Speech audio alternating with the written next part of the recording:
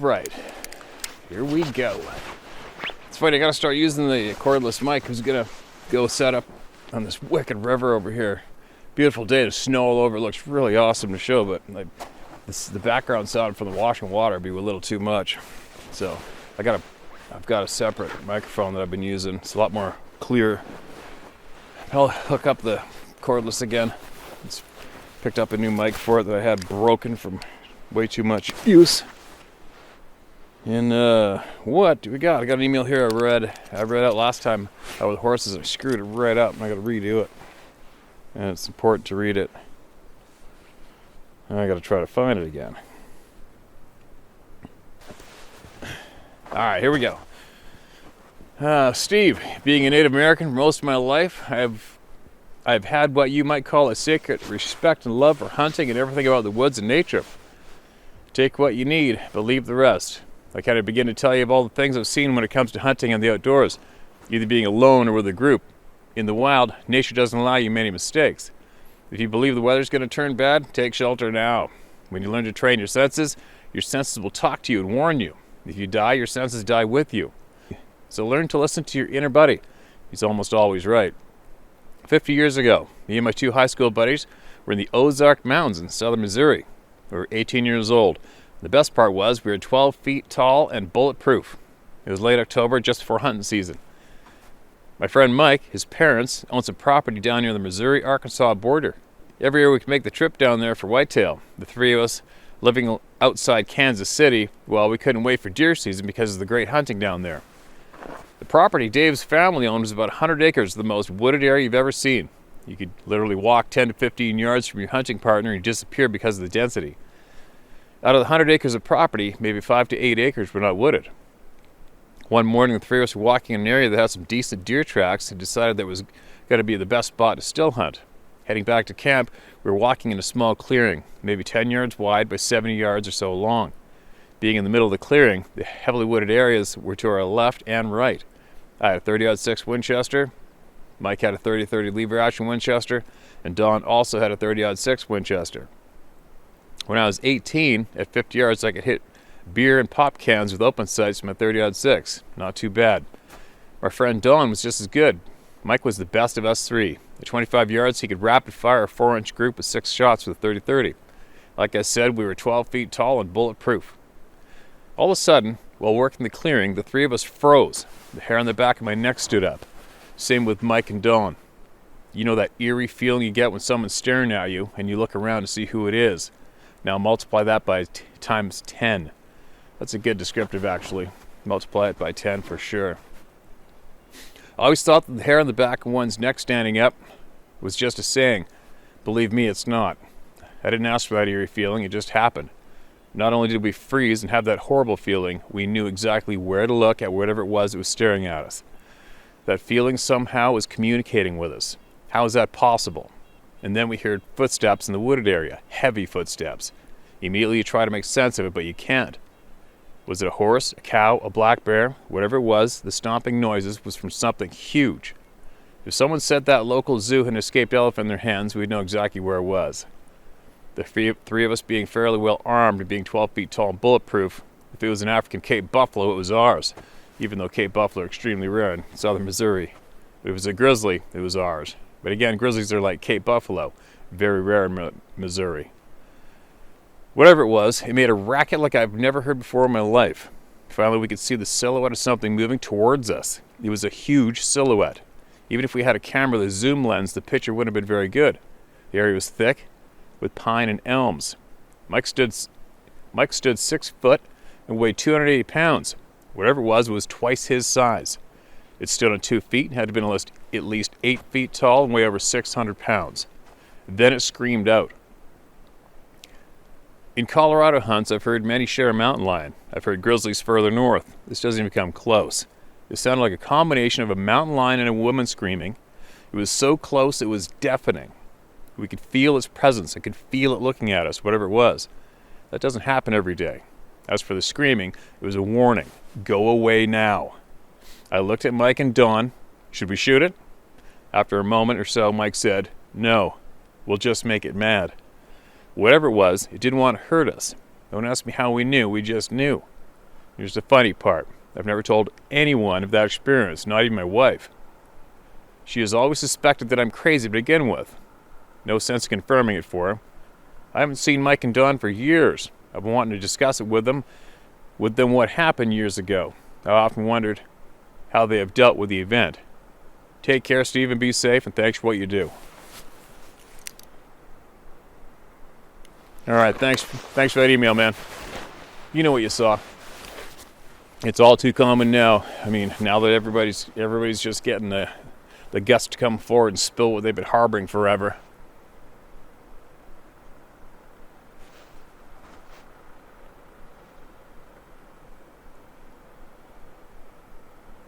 There's a vehicle coming. Well, there's a car coming or a truck coming up here. I'm on a logging road up above the horses while they eat. And give me a couple minutes and I'm going to add on to this video shortly. Anyway, yeah, it's amazing the fright that they can instill in us at will. And they know when you're listening. They know when they can get in your head. It's pretty weird, isn't it? And then to top it off, it seems like they don't feel it's enough at the time, and they even have to come close to you and let you see them too, right? So they can really intimidate the crap out of you. But you know what? Like I said before, you guys, you have to wonder what would happen if somebody had one of these intense encounters where these beings are specifically telling you to F-O. And one day, imagine if somebody actually had it in them to go, you don't scare me. Come on out. I'm not going anywhere. You imagine that? I wonder what would happen. I wonder what would happen if you called their bluff in a way, right? Without being aggressive, like not throwing lead in their face, but I always got to wonder what would happen. Who knows? Maybe I'll try it one time. Maybe, maybe not. But let me mark this one as red.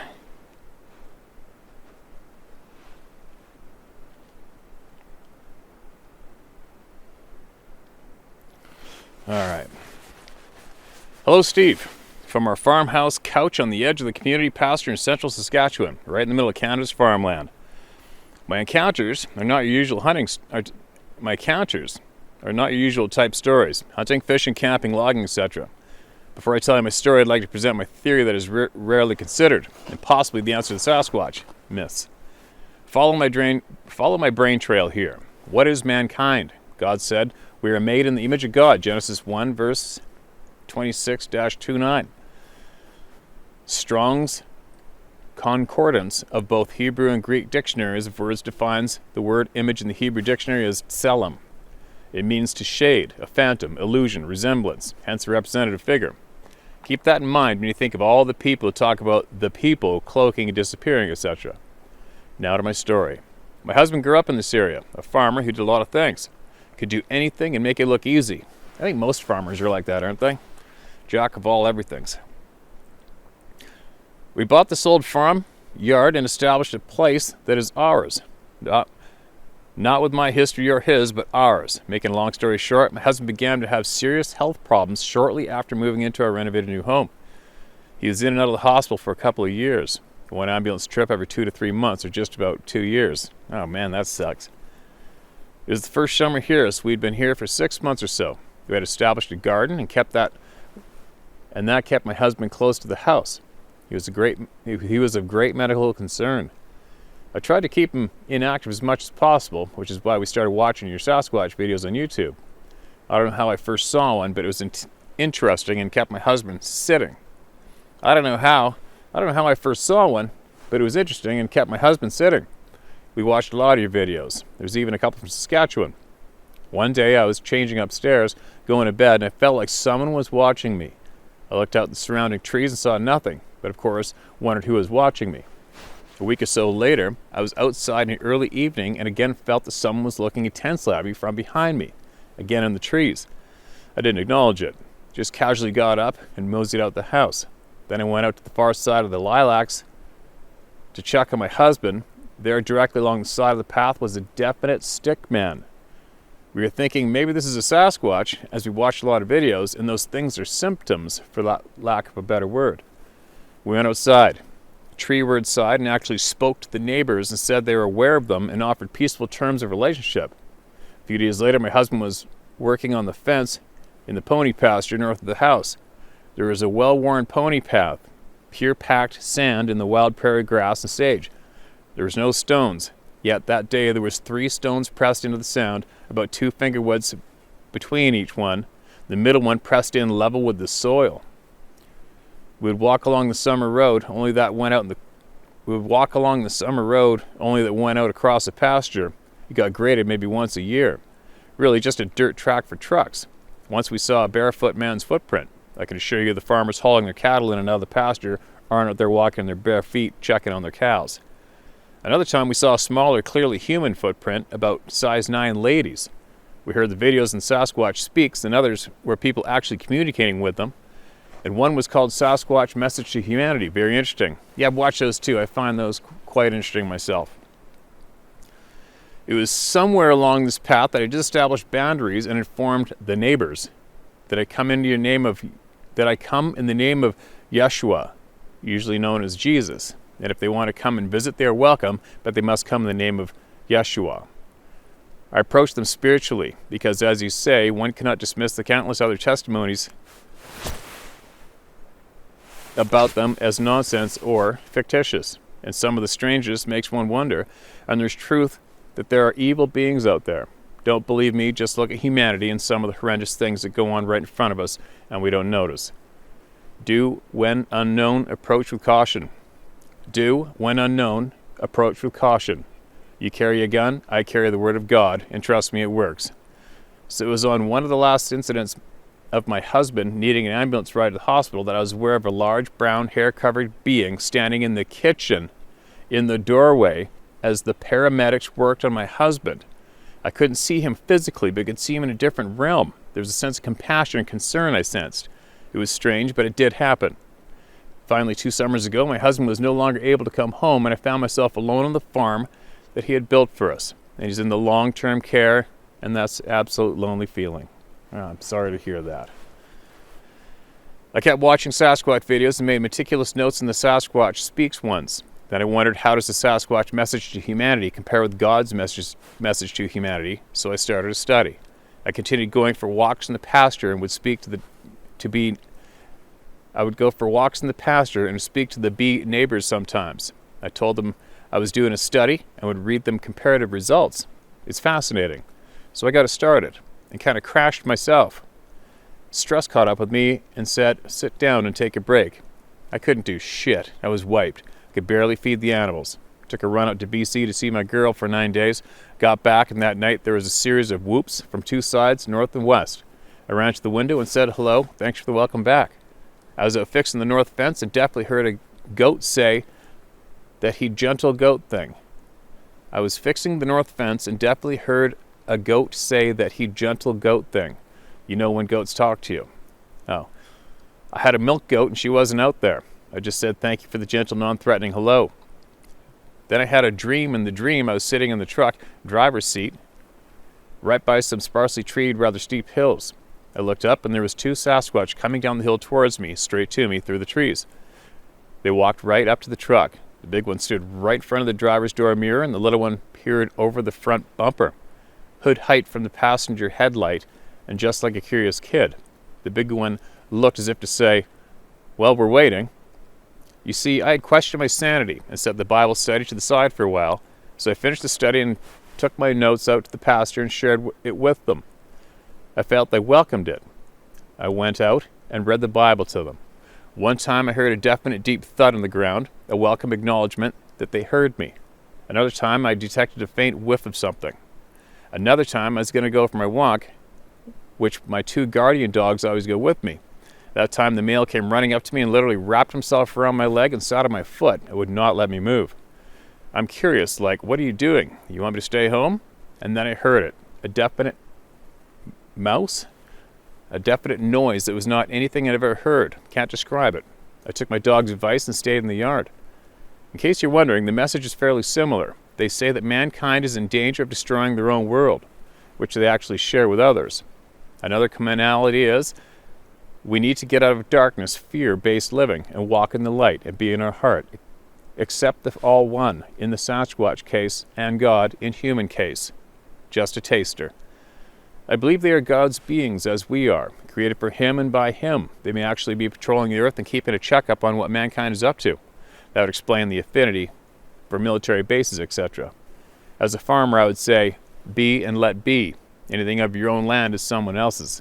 The Queen likes to think a lot of it's hers, LOL. I'd say it's theirs because it's where they live and raise their families. I couldn't welcome strangers out traipsing all over my pasture and backyard with guns and stuff. I'd let them know they would leave any time now if they were to have livestock and grandkids around. There's a couple spelling mistakes, sorry guys. People are people. Respect and love and kindness are of the order of the day that makes for all pleasant living for all parties. So true. God wants us to know we're not the only ones on this planet, and because of our self-destructive ways, it seems to me these people are having to try to make us aware as well. Oh yeah, about the definition of image. God is a spirit, and they that worship Him must be worship Him in spirit and in truth. All concepts of our twisted little minds don't seem to get. Spirituality is so much deeper and greater than a religious corralling system can even imagine. The truth is, the world is about to undergo a dramatic change, and we each will be having a one-on-one with the very God who created us. Let us all be found in humble submission to the Creator and in willing embrace of His word and ways. The whole earth groans because of the weight of mankind's offenses. The shaking is on the way, and these guys seem to know it. We'll soon be in the valley decision, and many won't even know it. God is looking to see who is making the deliberate choice and trust Him and His word about the government, the WHO, the NWO, or any stamped health pass. What a way to divide the sheep from the goats. Wouldn't have thought of it myself. It's a weird story, oh well. The truth is stranger than fiction, they say. Have a good one. All right. Well, I've definitely had numerous emails of that exact same flavor that you just sent me. And I appreciate you took the time out to email all of us and share with everybody through me. And it definitely gives a lot of people out here something to think about, doesn't it? So it's time to go. Is the world changing? You know, there's so many different ways to look at what's going on. So many different ways. You know, it's funny with the destruction that the human beings are doing. It's inevitable too. I mean, all species seem to do it. Even in nature, everything reproduces and exhausts their food supplies that they need to survive, and the population will crash. And I was speaking to, this is really spiritual speaking right now, what I'm going to touch on, but I was speaking to a wildlife biologist years ago. We had a coho run, coho salmon run, basically just disappear. It was all over the news headlines, and everybody was talking about it nonstop. And it was driving them nuts. And I just we were all having beers. Actually, it was the same time I was having beers with the Coast Guard employees that told me about seeing the Sasquatch run across the road. There's a bunch of these guys that just came in off the Coast Guard fisheries ship after being on patrol for 30 days. And I've jokingly said, hey man, where'd all the coho go anyway? Just to be an ass. And he said, Steve, one thing that a lot of people don't understand is that the living species alive today in the face of the planet represents roughly 2% of what has come and gone before us. And that wildlife biologist shared that statement with me. I didn't really look into it too much, but if it's true, which probably is, it probably just goes to show that possibly we are only here for our short time, and we'll be gone, and the earth will be fine. It's just that possibly we will cause the earth to not be hospitable to us for some time until it repairs itself after we're gone, right? Seems to have done that for a handful of times, long time before we got here. Possibly. You never know. I don't know all the answers for sure. I can only look, listen, read, and try to figure it out, just like the rest of you.